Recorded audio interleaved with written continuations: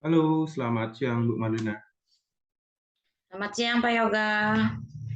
Maaf mengganggu waktunya sebentar Bu. Saya mau wawancara sedikit terkait dengan eh, tugas saya PPG ini mengidentifikasi masalah yang terjadi di sekolah. Nah, kebetulan Ibu rekan sejawat dan sebidang studi yang sama. Kebetulan permasalahannya menyangkut dengan materi PJOK. Bisa saya share screen dulu Bu ya. Ya, dipersilakan.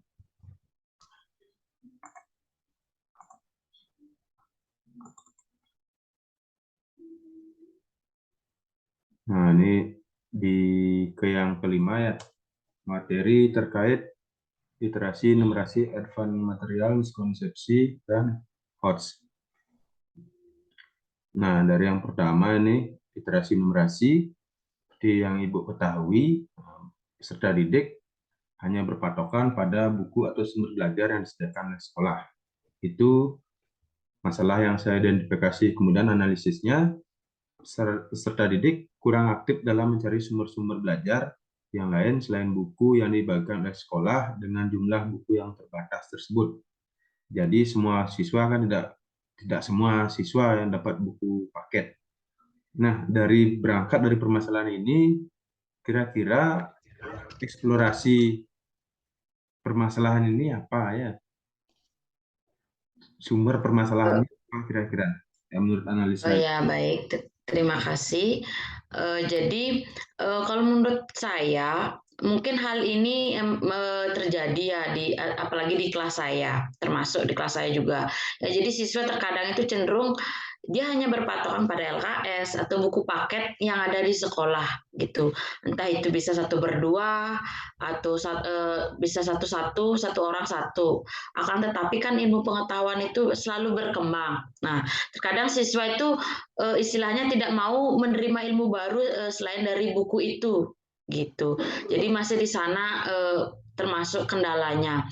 Kemudian penggabungan teknologi dan pembelajaran belum maksimal. Ya, jadi masih dipandang teknologi belum bisa memberikan dampak yang baik gitu. Dan kedua, siswa belum istilahnya belum memanfaatkan teknologi dalam mencari wawasan informasi dengan maksimal. Di sana kendalanya masih peserta didik itu hanya tahu smartphone itu untuk bermain, untuk medsos gitu, bukan untuk bisa untuk dipakai mencari wawasan itu masih minim peserta didik mengetahui hal tersebut.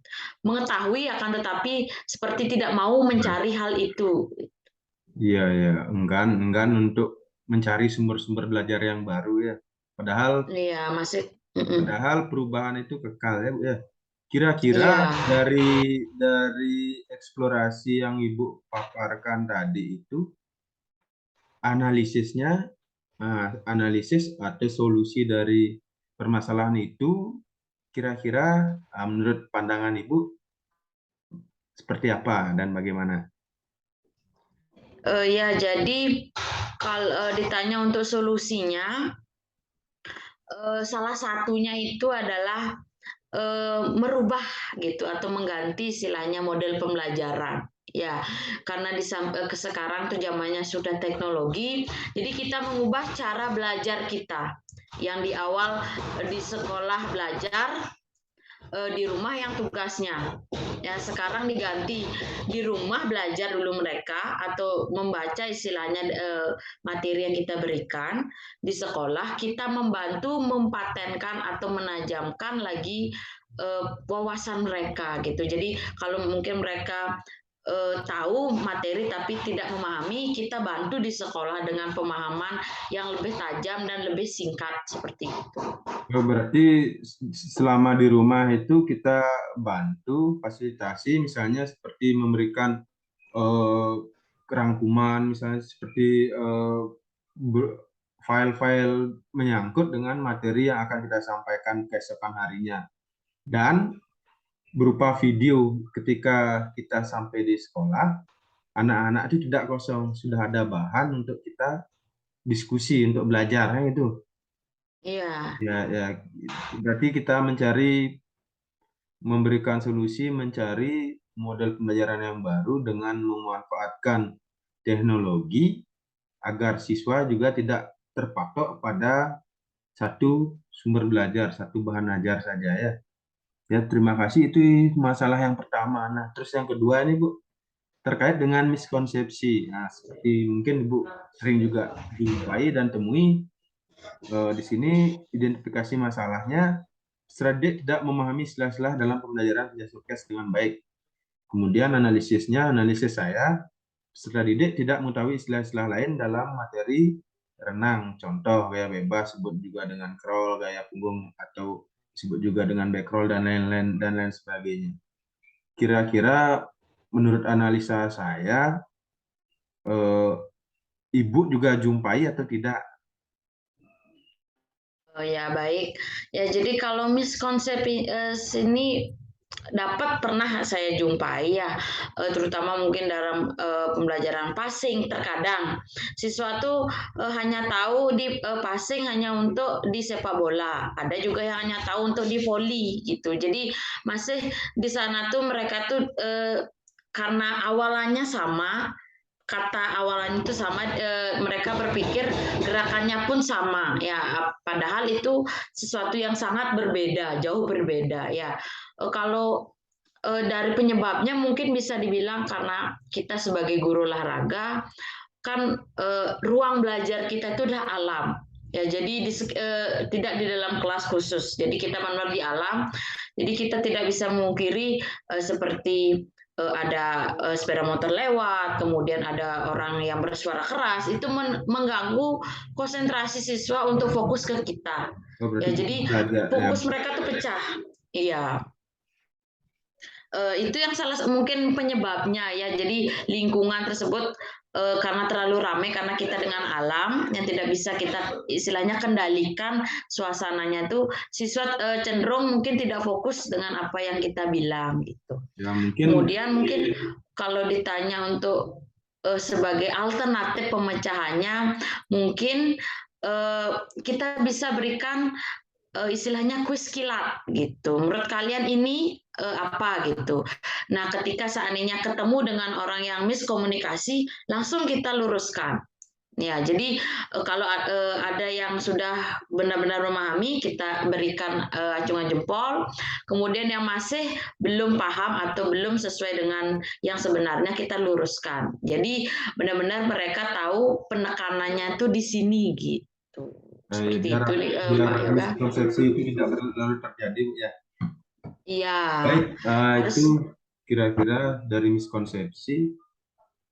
Saya kasih tambahan lagi satu. Menurut saya pribadi ini sebagai selaku guru PJOK juga, kalau misalnya dalam pembelajaran, misalnya pembelajaran volley, kan banyak ada istilah-istilah lainnya. Halo? Iya, Misalnya dalam dalam materi sepak bola misalnya, itu kan ada banyak teori-teori yang tidak tercantum pada buku. Misalnya tendangan sudut di buku kan gitu, menggunakan tendangan sudut dilakukan di tempat yang mana, yang diketahui oleh murid itu siswa itu kan tendangan sudut, sedangkan ada istilah lain seperti apa namanya, corner kick. Nah, tendangan pojok, corner kick. Nah, dalam istilah lainnya, agar miskonsepsi ini tidak terjadi, dia berasumsi bahwa oh, di sepak bola itu cuma ada tendangan sudut, corner kick itu tidak ada. Ingin meluruskan ini, jadi setiap pembelajaran penjas mencari istilah-istilah lain, misalnya seperti di bahasa Indonesia ada persamaan kata, dijadikan tugas itu PRA. Saya seperti tadi tendangan sudut sama dengan corner kick. Sundulannya itu kita belajar kan menyundul, sundulan. Kalau di dalam istilah lainnya sama dengan hitting dan lain sebagainya. Seperti kalau di dalam buku itu ada glosarium misalkan. Ya, Bu, ya. iya, ya, bisa. Itu dah sebagai salah satu. Jadi siswa sebenarnya sekalian belajar juga sekalian mengeksplorasi diri gitu untuk mendapatkan dengan dirinya sendiri seperti itu. Ya, siap. Nah, Ini yang ketiga, ini materi HOTS, berpikir tingkat tinggi ini. Kebetulan kita di dalam PJOK itu ada materi memerlukan sesuai dengan konsepnya. HOTS itu kan berpikir tinggi, bergerak dan berpikir yang tinggi. Itu yang baca. Nah, ini saya temukan permasalahan, mungkin Ibu juga sama. Masalah yang saya identifikasi adalah peserta didik belum mampu menganalisis materi gerakan spesifik senam lantai. Nah, jadi siswa itu tidak mampu, masih belum mampu menganalisis gerakan materi. Nah, yang pertama ini seperti peserta didik tidak mampu menganalisis gerakan dari sikap awal, membedakan sikap awal mana, sikap pelaksanaan mana, sikap akhir mana. Yang dia tahu hanya satu kesatuan gerak, roll depan, guling depan, itu aja. Fase gerakannya dia tidak diketahui, padahal sudah berulang-ulang kali saya jelaskan di lapangan. Oh, ini sikap awal seperti ini, gerakannya seperti ini, dan seterusnya sampai di sikap akhir. Kemudian dalam proses itu kan perlu nalar yang tinggi, memotong-motong gerakan. Oh, ini sikap awal seperti ini, sampai di sini sikap awal, kemudian dilanjutkan, oh ini sikap pelaksanaan sampai di sini, kemudian yang ini sampai, dan terakhir sikap akhir seperti ini. Nah, menganalisis itu siswa agak masih kurang.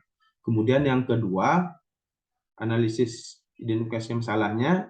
Beberapa siswa mengalami trauma yang berat di masa lalu dan enggan dalam melakukan gerakan senam lantai, padahal siswa tersebut tergolong siswa yang pintar. Nah, secara pengetahuan, siswa itu termasuk kategori siswa yang cerdas. Cuman karena trauma yang tinggi ini, sehingga dia enggan melakukan gerakan dalam senam lantai tersebut. Nah, menurut pandangan Ibu, kira-kira eksplorasi dari permasalahan ini apa? Ya, jadi untuk terutama di senam lantai ya. Jadi banyak memang dari tahun ke tahun saya juga menemukan beberapa siswa yang terkadang masih susah untuk melakukan gerakan roll depan ini. Ya mungkin dari yang pertama takut, kemudian sudah memiliki rasa trauma, kemudian istilahnya ada yang takut mencoba gitu.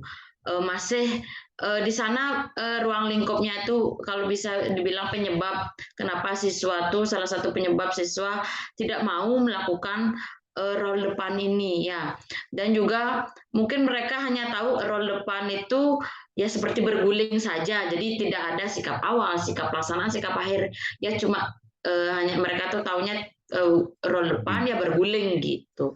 Kemudian yang untuk beberapa siswa mengalami trauma banyak saya ketemukan ya, terutama apalagi untuk yang perempuan gitu. Jadi mereka terkadang untuk di SD, nah terlalu mereka tuh sangat lebih mengingat kejadian mereka saat salah, jatuh atau istilahnya sampai cedera, itu yang menyebabkan peserta didik itu sekarang enggan gitu. Jadinya mereka tuh tidak mau lagi untuk melakukan gerakan itu. Karena Ya, trauma yang terlalu tinggi itu, saya juga menemukan hal-hal seperti itu, sampai sempat saya ancam gitu. Ancam dalam artian tidak mengancam dengan pisau, tidak, mengancam. Kalau kamu tidak mau melakukan, kamu tidak akan dapat nilai.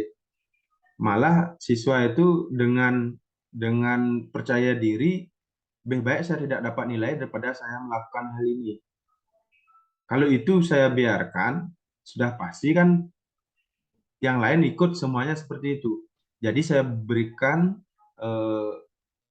tugas yang lain untuk penilaian praktek tersebut. Kira-kira menurut Ibu bagaimana? ya, jadi sama juga dengan di kelas saya, ada yang juga beberapa bukan hanya siswi saja, ada juga peserta didik laki-laki yang terkadang Bu, lebih baik saya buat tugas yang lain daripada melakukan gerakan ini gitu, karena antara itu udah takut, trauma itu tidak bisa kita pungkiri ya. Kita tidak juga bisa menyalahkan siswanya karena tidak mau melakukan gerakan itu, karena itu kan juga gerakan atau olahraga itu kan harus dari diri peserta didiknya tersebut gitu. Kalau walaupun kita semangat mampu mengarahkan peserta didiknya yang tidak ada motivasi atau karena trauma itu, kita juga tidak berani ya. Jadi istilahnya kita tidak bisa memaksa siswa tersebut karena dia tidak mau karena trauma gitu. Mungkin salah satu alternatifnya bisa memberikan dalam bentuk proyek atau produk gitu. Kalau proyek bisa suruh mereka buat makalah gitu, entah itu ditulis tangan atau diketik makalah. Kemudian kalau untuk produk, nah bisa membuat gambar, rangkaian gambar, ataupun hal-hal yang berkaitan dengan hal tersebut. Jadi walaupun siswa tersebut tidak melakukan gerakan, setidaknya dia sudah tahu tahapan penggambarannya itu bagaimana, langkah sikap awal. Karena kan kalau membuat apalagi makalah, pasti mereka harus tahu sikap awalnya apa, pelaksanaannya apa, akhirannya apa gitu. Bahkan mungkin dari sejarah pun mereka akan mencari gitu. Jadi selain praktek bisa kategori itu bisa dipilih antara proyek dan produk itu bisa diberikan. Iya, iya, iya, iya. Berarti untuk materi senam lantai itu kan materinya yang tadi itu kan permasalahannya tentang materi HOTS ya, berpikir tingkat tinggi. Jadi berpikir dan bergerak tingkat tinggi itu kalau kita paksakan di geraknya, udah pasti risikonya tinggi. Malah bisa merugikan anak, merugikan kita bersama, sehingga membuat siswa-siswa yang lain juga menjadi trauma karena melihat temannya seperti itu. Jadi solusinya kita berikan tugas berupa produk atau proyek yang lain seperti itu ya. Iya, Iya, bisa. ya, ya, ya, ya, ya. Kira-kira itu saja, Bu. Terima kasih atas waktunya. Semoga sukses. Terima kasih. Selamat sore. Selamat sore Pak Yoga, terima kasih.